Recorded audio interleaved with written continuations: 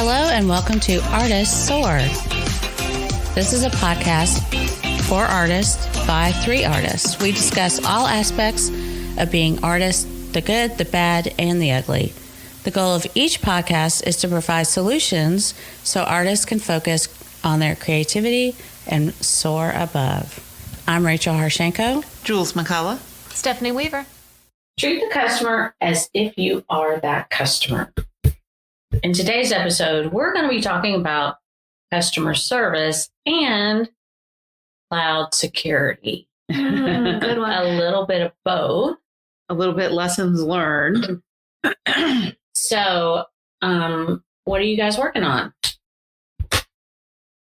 Good. Oh, goodness. What am I not working on? Yeah.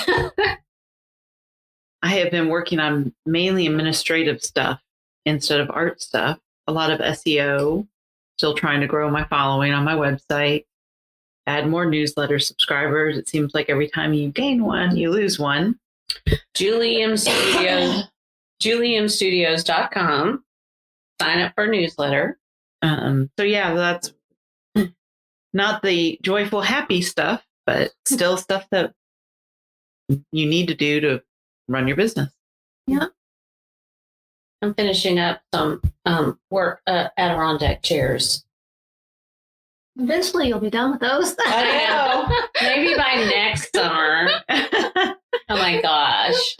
Not bad, isn't it? No, that's looking good. I just couldn't. I wasn't into it. Now I still don't know if I'm into it. I think the lines need to go the other way. They will. Okay. I just left it. And I want to thank you, Stephanie. That's the back part. Oh, Yeah. You're supposed to go vertical, not horizontal. I'm probably going to be starting something new. Well, I think, was it Marcel, your octopus? Yeah. He needs a friend. Yes, he Oh. does. Okay. Like a jelly or something. Oh, that'd be fun. You know, one of the jellies with the real intricate, twisty. They have the Tentacles? little Tails. tentacles, and then they have the big. What are those, man of wars? I don't remember what they're called, but they're They're beautiful. Yeah. They're beautiful, but deadly. Don't touch them. Mm-mm. So what do you work? I am working on my art pricing calculator book. So my goal, and I was writing this down. So the goal is to have it 2 chapters with the workbook done, so I can submit them to a book agent. I'd like to get a book agent by the end of this year.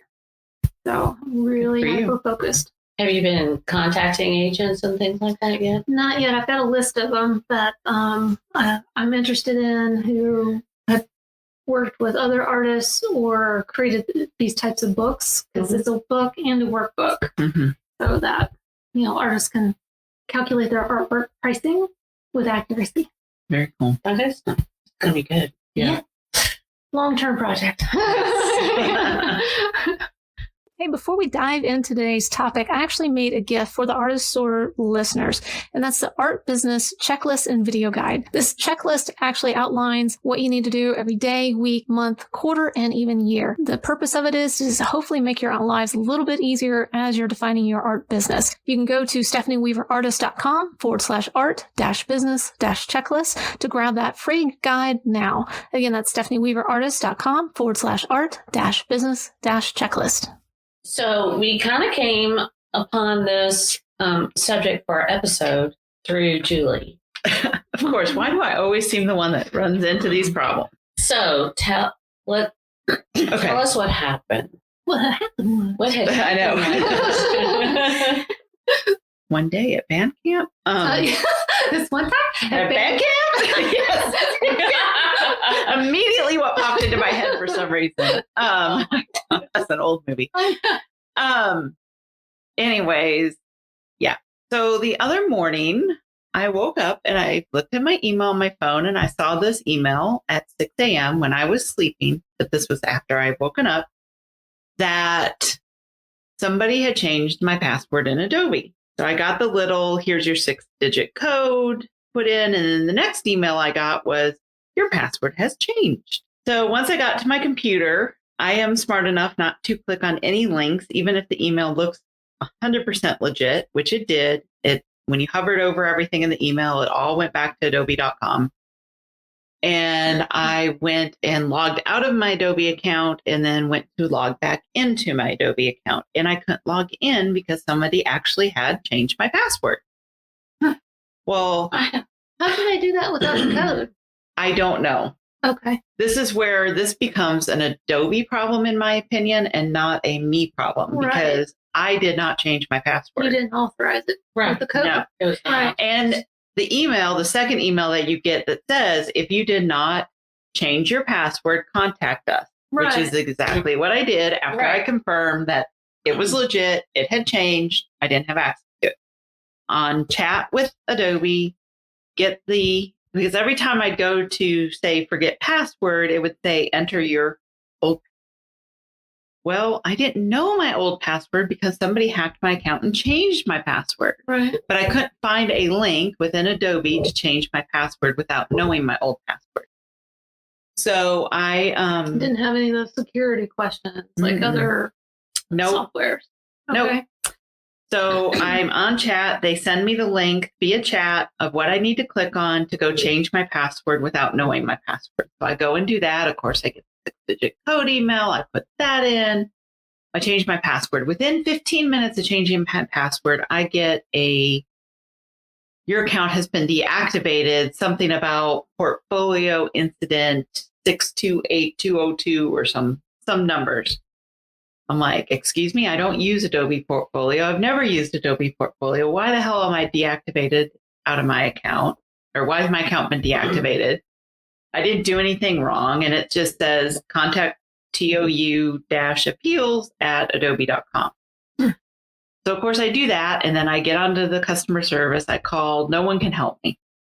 Worst customer service ever. I don't understand how they can't. I know. Long-term customer. Right. And so the second 20 plus years, right? Oh, I don't know. I mean, I've been buying Adobe since I lived in Atlanta, so over 15 years. Yeah. And I've always been a cloud service customer since they came out with the cloud, because I was like, well, that's great. Easier to log in and out, don't get the update, all these great positive things. Then I am talking to the second customer service person, and they say there's no one to talk to. And I'm like, so you're telling me my email is going to some AI computer somewhere that's going to justify if my email's legit or not and make a decision from a computer? Well, no, there's people that work in the department. That's what the guy responds to me. I said, oh, really? So there is somebody I can talk to. No, there's no one you can talk to. Okay. I'm like, okay, I want to talk to a manager. You're talking at the top level of customer service right now. Like, no, I want to talk to somebody else. I want to talk to somebody higher up. Never transfers me. I end up just hanging up on the guy. Second time I've hung up on somebody. Wow. On Adobe when this was all occurring last week. So needless to say, I send a second email to the email they say. This time I put a read receipt and a delivery receipt on it. It is delivered. I get an email back saying it's been delivered, but it has a different email address. So I now email that email address. So now I have 4 emails out in Adobe land, that 3 of which I know have been delivered, and 0 response. So thanks to Rachel and Stephanie, I go on to Twitter. I post the Twitter thing. Rachel finds Adobe Care on Twitter. I talk to them. Now I'm talking to them. And now they say there's nothing to do because I violated the terms of use. Where on earth does Adobe not realize if they just look at my history? Right. I was hacked. I have never violated my terms of use. You can't tell me what I violated as far as terms of use. And someone changed your password. Like they can see it's probably from another country. Right. Too. Right. That's the thing. Like look and see, Google and Apple and Microsoft and all those people send you an email saying, hey, did you access your account from Timbuktu, India? Right. No, I did not. Why can't Adobe do that? Why can't they just respond? Where is the customer service? So explain to them, though, how this has impacted your work. Okay. So luckily, I'm not one that keeps my client work on the Adobe Cloud. I am not one that usually keeps anything on Adobe Cloud. But just recently, I've been working on my perspective drawing. And because I can work on an iPad, a Surface desktop, or a Surface laptop, I was like, I'll just keep this piece in the cloud. Mm-hmm. That way, when I'm switching around, easy peasy. Don't have to worry about it until I'm done, and then I'll save it out as I normally do. Mm-hmm. Well, I don't have access to that. Mm-hmm. Then yesterday, I determined I've also been working on my realistic drawing skills. I've got a rose I've been working on. Luckily, I wasn't very far on it. It's in the cloud because I started that one on my iPad in Fresco. And then it made me start thinking about, luckily, I've only probably lost 4 or 5 pieces that I can think of off the top of my head right now because Adobe can't seem to get back to me. What about all my friends that are graphic artists that keep all their client files in the cloud? What the hell would I do if my client files were there? Right. I mean, like, holy, sorry, shit. Right. Like, I would be really having a conniption fit if my client files were there. So warning, do not keep your client files only in the cloud. Make sure you save them somewhere else on a hard drive of some sort. And that hard drive backed up. They say that 3, 2, 1, like save it in 3 different places, 2 different servers. Well, so we did an episode on this before where we talked about how to back everything up. So you back it up. So if you have it in the cloud, you want to make sure your cloud is backed up to a hard drive, and then that hard drive is backed up to another hard drive. And then you make sure those 2 hard drives are in different locations. Yeah. So like our server at home is backed up on 2 hard drives, and then John, my husband, swaps out which hard drive. So it's really 4 hard drives, but he swaps out which hard drives are where. So it's constantly changing like on a monthly basis. He doesn't do it like every week, but the most you lose is a month's worth of stuff. But think about your photos. Think about any files. So if you have your photos in Google Photos, if you have your photos in Apple Photos, Apple Photos, I download my photos frequently throughout the year. Verizon photos, AT&T photos. Like, any terms of use, they can, they don't even have to, obviously, they don't even have to give you a reason why they're locking you out other than terms of use, which to me is not a reason because you haven't told me what I've done wrong. You haven't even given me the opportunity to correct what I ever did wrong when I technically didn't even do anything wrong because I was hacked. And their system's at fault for the hack because they let somebody in that didn't have the code. I was asleep in bed. Yeah. How did that? I don't understand how that could happen. I don't either. And I don't know what are they doing with your account? Do they have it or they just, Adobe just said too much activity, we're deactivated. And that's your copyrighted material. That they effectively hijacked. Yes, they have hijacked my copyrighted materials. They have basically stooped to the level of the hackers that say, we've hijacked your computer and you need to pay X amount of dollars to retrieve it. They have done that exact same thing in supposedly a legal manner, which I cannot believe. Well, it's a true monopoly. Adobe is a monopoly. There is not a equivalent quality product out there to replace what I use with Adobe. There's not another good InDesign solution. The best solution out there from all the research I've done is Microsoft Publisher, which is not a bad solution, but it's not to the level of Adobe InDesign. There's not a really good solution for Adobe Audition that we use for editing these podcasts. There's a couple out there that are comparable. But, then there's nothing with Photoshop. Well, with Photoshop, there is Corel Painter. I think it's called Corel Painter or Corel. Corel has an alternative. I own it. But But I don't know it, and I have to learn it. And that's what's always held me back. And then there's Corel also has a vector-based program to replace Illustrator. Gotcha. But again, I've never even used that program. So I've got years of experience in Photoshop. Years. So to have to go start all over again, and I'm not a young chicken. I'm not old either, but I'm not 20 something, and I don't have the time to go and learn. And not to mention the hundreds of files Right. I have in PSD and AI format. So PSDs are going to get saved out as TIFs from now on. And Illustrator files, AI files are going to get saved out as EPS files. Oh, really? So that I have a workable, another format of.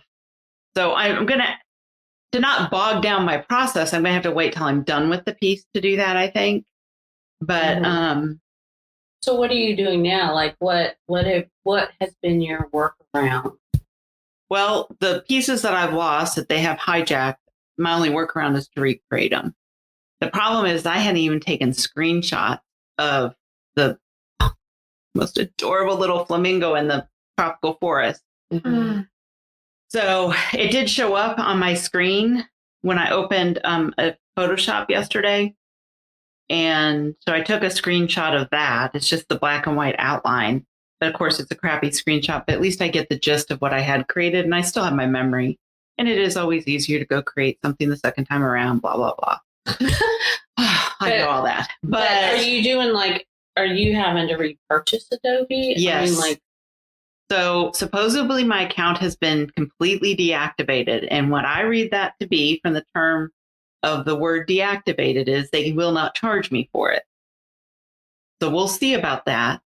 I'm on a trial version right now until I figure out maybe if the powers that be will allow it, I will get an email from them in the next few days. It's been 5 days. And what? Yeah, I have 3 business days. Yeah, I have 12 or 11 days left on. I think I have 11 days left on my trial. You've been working on this for 5 days now. Yes, I have nothing. Nobody's even responded to you. Nope, nothing. Not a word, not a peep, not a sound, nothing. Zero. Zilch. Wow. We're looking at you, Adobe. We need some customer service here. Yeah. There are graphic designers that depend on you so customer support, this is their job, and you need to do yours. Right. Just because I'm an individual membership does not give them the right not to respond. Right. What's the point to even emailing you? What's the point of having customer service if you're not going to do it? Exactly. Yeah. And terms of use. Why don't you give me some information? What the heck did I violate? You even tried to look the number up. Yes, and there's nothing out there. And the stories that come in about other people this has happened to, and they have never, ever answered these other people. Never. Really? Wow. That sounds like a class action lawsuit. I know, right? Yeah. You should contact these. I'm like, this is just ridiculous. Talk about a monopoly. I thought monopolies weren't allowed in the US, but obviously they are because Adobe has created one. Wow. There's nobody has any other products like no. So I'm going to talk about it, and I'm writing a blog post about it because not to, out Adobe on the whole situation, but to tell the reality of what could happen if you are one that keeps your client work only on the cloud. I don't care if you're using Google Drive. I don't care if you're using Microsoft. I don't care.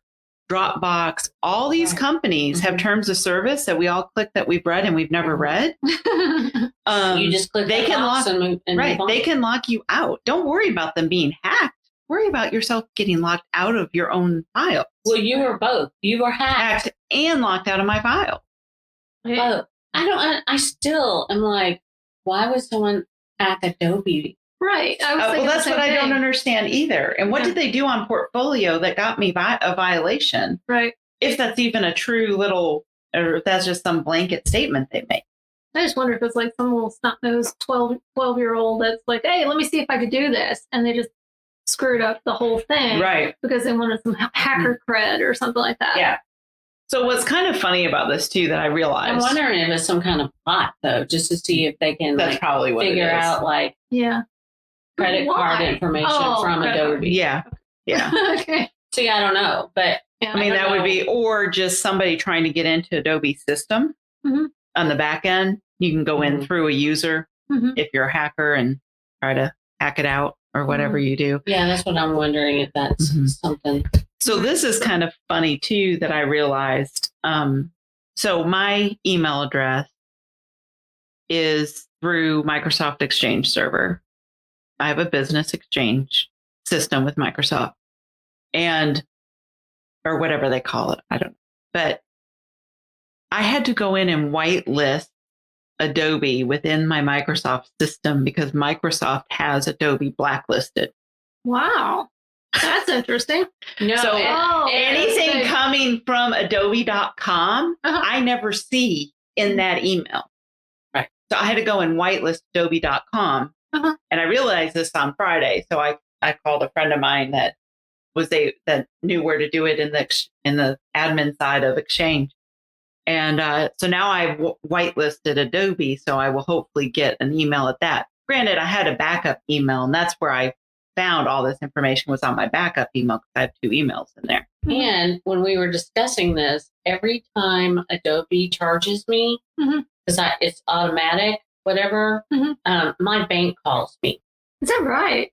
Wow. Every month, I can tell you, because I'll sit there and I'll go, oh, it's Adobe. You know, it's not Adobe, but and they're like, hey, did you authorize this? And it's my Adobe. Hey, did you authorize this? Did you? Hackers then. Mm-hmm. Yeah. So I They're just not secure. I don't think. So wow.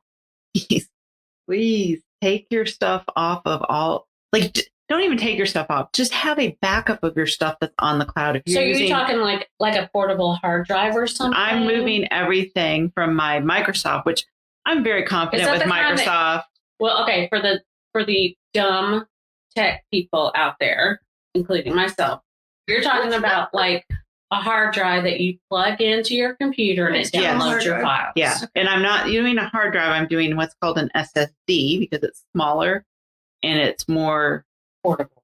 It's portable, but it's more stable than a hard drive. A hard drive is like a disc that spins. That's what I got. This is a little card like you put in your camera. So that's the best way to describe it, even though it's not really exactly what it is. I'm kind of keeping track here. So far, we've gotten the following tips. Number 1, save your files as ESP files and TIFF files instead of PSD. Number 2, don't keep everything on the cloud. 3, keep a backup. Suggested the SSD Portable. Yeah. Okay. So think about this. If you only use... Is the SSD Portable more expensive? It sounds like it is. It is. It's a lot more expensive.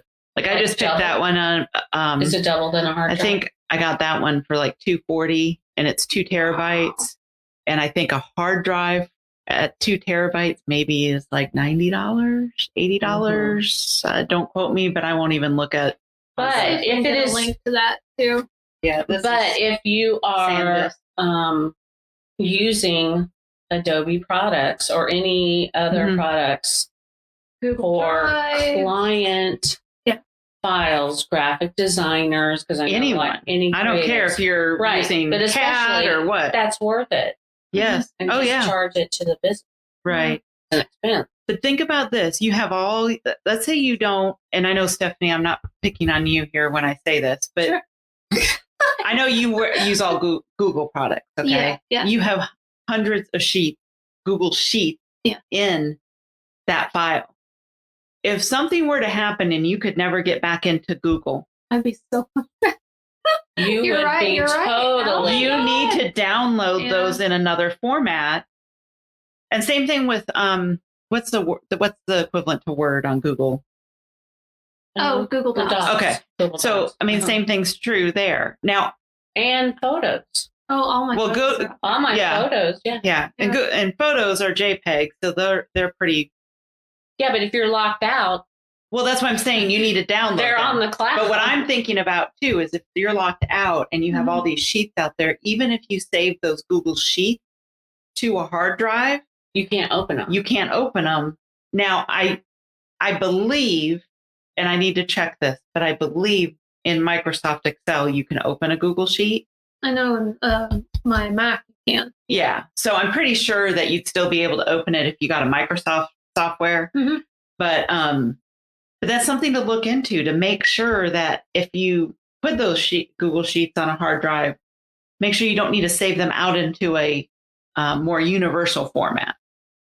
Like a Word or PFD or a, Yeah. I don't know. What would you even suggest? CSV for CSV is the best because CSV. that's a universal equivalent. and Google Docs would be all text files. Or Right. What is it? Oh, something. No, not OTF. There's a It's text open file. source. TXT is the open source file. It just doesn't keep all the formatting all the time. But you still have your information. You still have the info, yeah. Just not the format. Right. Oh my gosh. But Now I'm like, I gotta download all my photos. Yeah. I gotta go get a, what do you call that? SSD card. I'm gonna go get one. I'm getting one today. A portable drive. We'll include a link in the show notes to the one that Julie just held up. Yeah. And can you get that at Best Buy? Or I got this at Office Depot on Friday. Oh, you got Office? Yeah. And then this is another brand, Samsung Portable SSD. We can probably get that at Best Buy. I was just hoping for Amazon because Amazon's like easy. Yeah, I mean Amazon has them and stuff too. Yeah. I just went to Office Depot to get that one because it was in stock. The SanDisk one, it was in stock, and they had a coupon on it. Oh. And so it was like half off when I picked it up. So. Well, I know when all this happened to you, I started looking at like Adobe and what kind of security measures I could possibly take. And I saw that on Adobe, if you go to their, adobe.com/security, I think it was, we'll include a show note link. You can enable two-factor authentication, and you have to actually download the app. Yes, I did that for my trial now. Yeah. But it's hidden in there. I had no idea that was even an option until you pointed it out. I didn't either. So they have two-factor authorization. Yeah, you download the app, and so now you'll have this app every time you need to log in, and it has a code that rotates, I think, every 60 seconds. Yeah. So, oh my gosh. Yeah.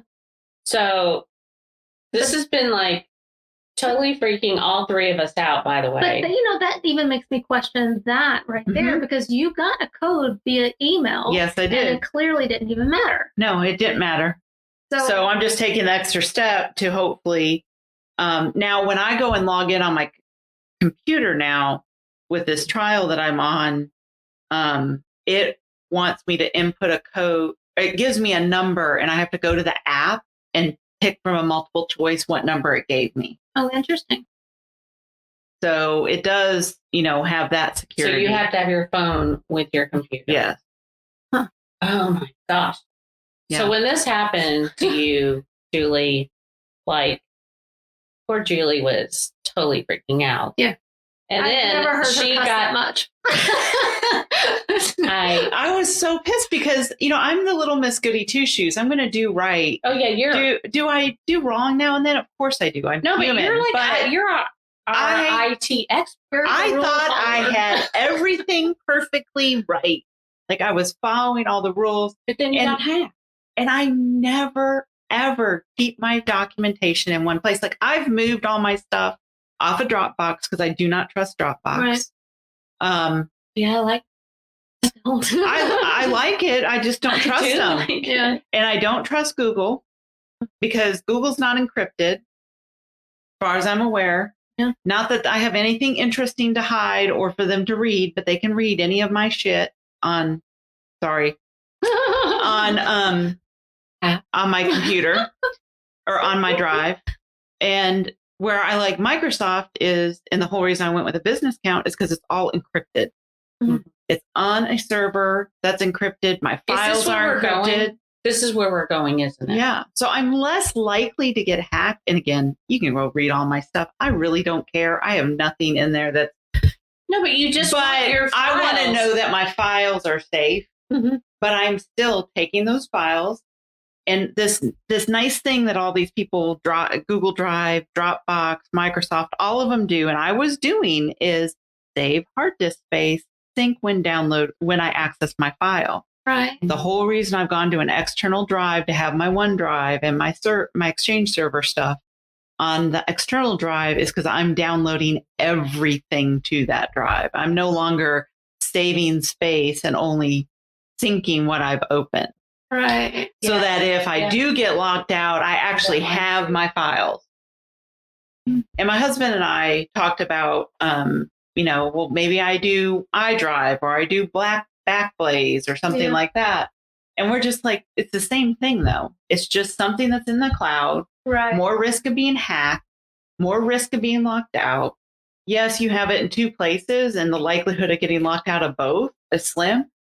But God forbid there be a national disaster or a war here in the U.S., and we can't get to our files. Not that if a war was happening, we need our files, but You just don't the know. thought process, you don't know What you don't know. And I would just rather have an extra copy of my stuff. I'm not taking it off of the cloud. Yeah. I'm just making sure that it's downloading everything on that portable SSD drive so that if I don't have internet access or I can't get to the cloud or I'm locked out, all my files are right there. And that's going to be backed up onto another one. I have a second one that I'm going to eventually set up syncing that one to that one. And then one of them will be on my desktop computer, and then my desktop computer will be backed up to another drive.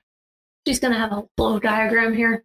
Yes, it'll eventually be a flow chart, but it's going to take a while because I haven't been doing it this way. I've been doing it where I've had two copies of it, one in the cloud and actually both in the cloud. And now I'm only going to have one in the cloud and two in actual backup hard disks, hard drives. Yeah. Can you imagine if this was a photographer? We know other photographers. Oh, yeah.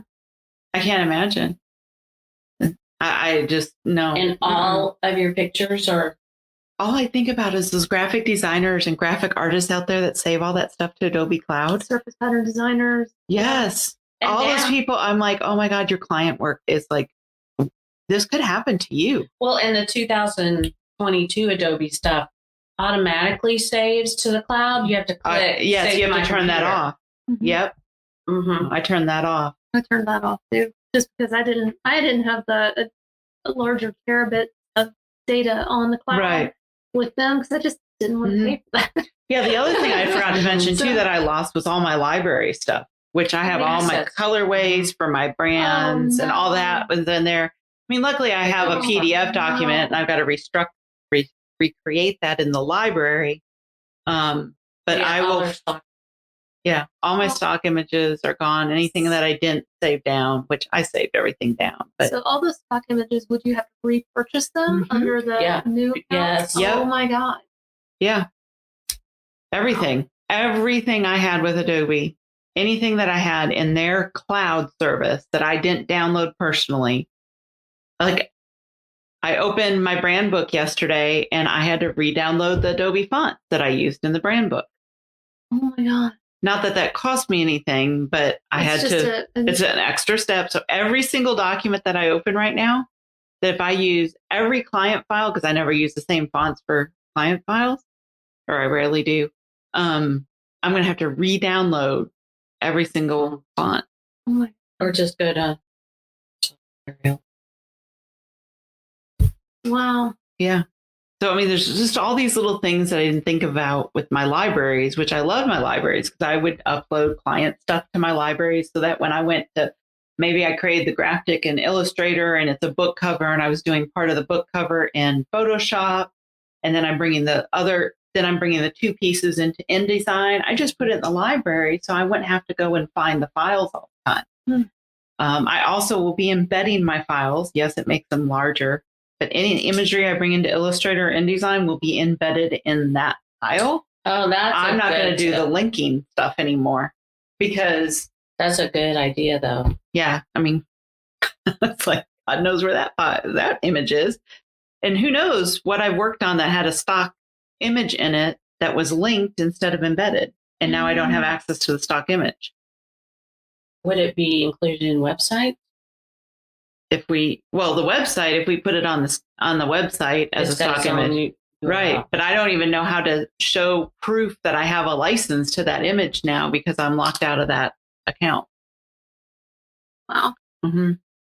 So I haven't even broached that topic about it. Mm-hmm. Okay. So we have a lot of takeaways, guys, and we're going to put all of it in show notes. And I think we could talk another 30 minutes on it. But you guys just buyer beware kind of thing today that your cloud needs to be backed up on some kind of hard drive.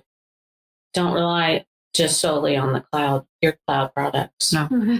The only person you can trust is yourself. And I don't know who that quote is from, but I've never seen it to be so true as I do today, sitting here knowing that I trusted a company, a big, huge company. And thank the good Lord that I did not trust them with all my client stuff. They don't have any of my client stuff. So I'm only out my own stuff. But still, what a pain. Two of those pieces were absolutely gorgeous. Yeah. I mean, if you think about like all the pain and frustration and the money lost because the money of what you paid for all those Adobe stock images, all the monthly fees. Yeah. Gone. Everything's gone. And they haven't responded one single bit. Nope. So yeah, I would agree. You can't trust anybody but yourself. Yeah. So share your stories, and if comment your stories if you've had anything similar happen, and also just protect yourself. Please, please, please don't keep the only copy of client stuff or your own art on the cloud. Until next time, guys. Thanks for listening to Artists Soar, A podcast for artists by artists. And if you have any questions, feel free to email us at hello@artistssoar.com. And be sure to leave us a 5-star review on Apple Podcasts so you can get more of us and we can bring in some sponsors to help you and help us.